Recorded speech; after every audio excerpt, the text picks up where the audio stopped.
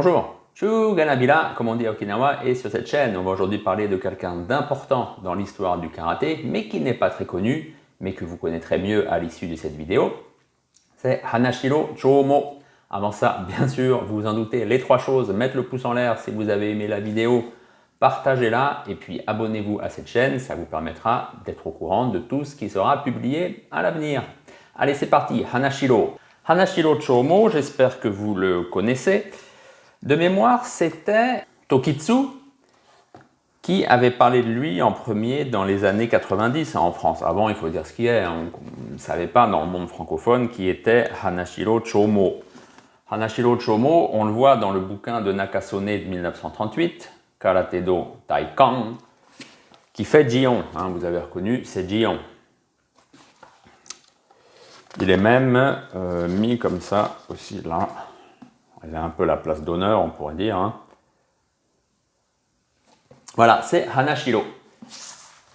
Hanashiro, donc, il naît en 1869. Alors, pour un peu situer, Mabuni, lui, il est né en 1888.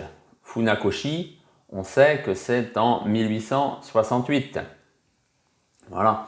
Donc, il fait partie de toute cette génération de maîtres qui ont littéralement forgé le karaté moderne à Okinawa. Et quand je dis moderne, c'est moderne. C'est là, c'est à partir de 1900, c'est ce qui correspond à la notion de modernité. Mais Hanashiro n'est pas connu. Il est connu en fait pour surtout un fait qui est d'avoir écrit un manuel destiné aux jeunes pratiquants de karaté. Et ce manuel, c'est Karate Kumite. Mais parlons de ça un petit peu plus tard. Hanashiro, je vous le disais, il est né en 1869 à Shuri, mais plus précisément à Yamakawa. Yamakawa, c'est donc un quartier de Shuri. Vous avez la route 29 là, qui descend donc, quand vous passez comme ça devant le château en direction de Nara. Et c'est sur la droite. Donc on est en plein réellement dans l'endroit où vivait la noblesse d'Okinawa.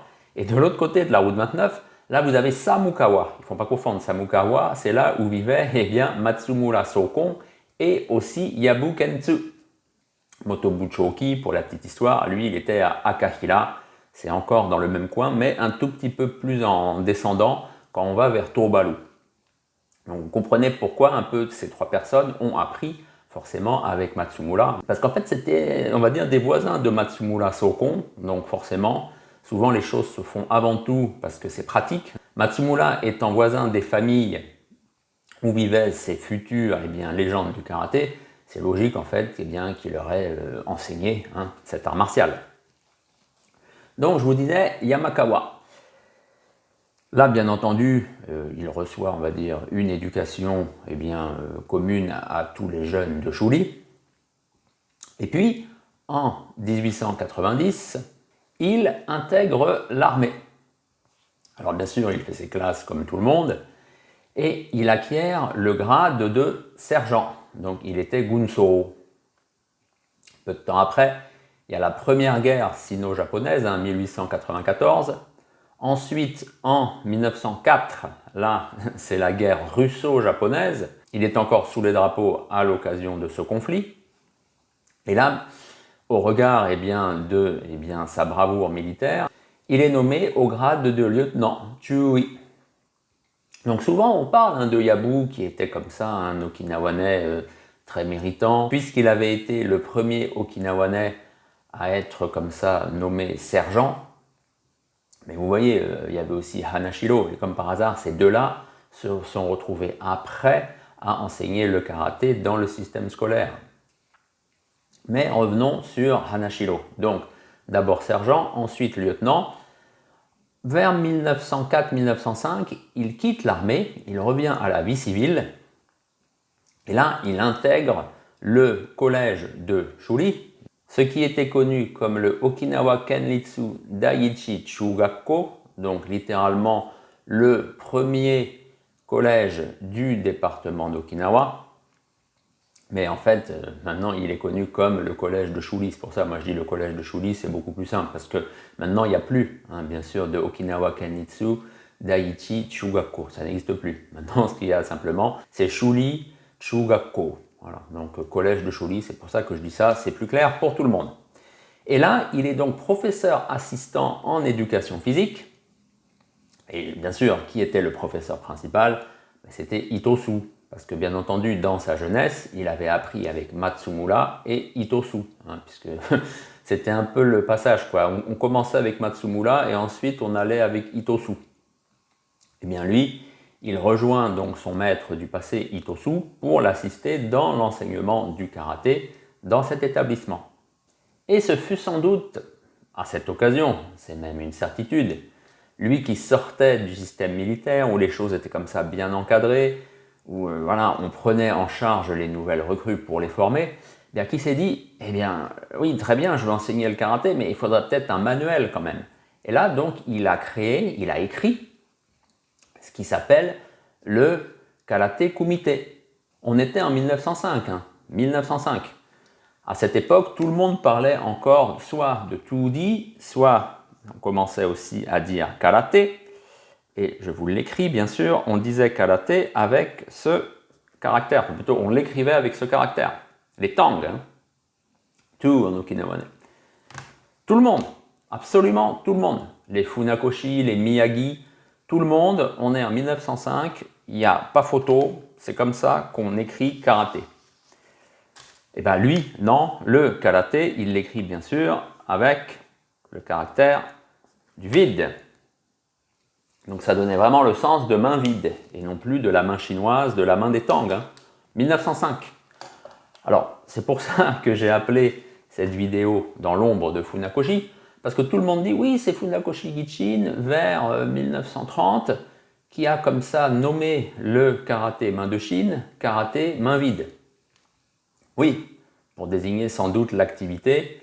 Et puis il a vraiment, comment dire, comme il était tout seul, on va dire, dans la région du Kanto de Tokyo, il faisait un peu ce qu'il voulait, il a dit maintenant c'est comme ça, c'est la main vide. Lui, Hanashiro, c'était, on va dire, une tentative un peu isolée de parler du vide, et il n'avait pas été suivi. Surtout que je pense, c'était pas pour désigner réellement le karaté Tuudi en lui-même, qu'il avait employé comme ça ce sinogramme, c'était en fait pour désigner une partie de l'entraînement. Il est bien écrit karaté kumite.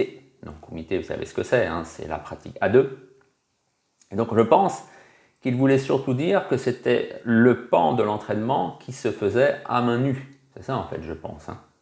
C'est vraiment un document, là je l'ai là parce qu'il a disparu, ce karaté kumite. Il reste en fait quelques bribes, là toujours dans le bouquin, faites pas attention à la photo à un côté, là, ça. Il reste quelques bribes qui avaient été reproduites comme ça dans le livre donc, de Nakasone de 1938. Et quand on lit, alors bien sûr il faut une loupe, il faut connaître un japonais très particulier, c'est un japonais littéraire comme ça de début 1900. C'est pas tout le monde qui peut lire ça, il faut un peu quand même déchiffrer à tous les niveaux. Mais il est clairement question de A fait ça, B fait ça. Alors, il est question de reculer, d'avancer, de faire uke. On parle bien sûr de tsuki. C'est vraiment du yakusoku kumite, c'est ça en fait, ou du ippon kumite.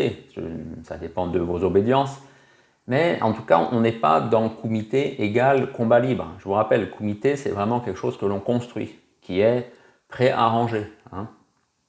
Donc, c'est vraiment A fait ça, B fait ça. Voilà, tout est écrit comme ça tout le temps.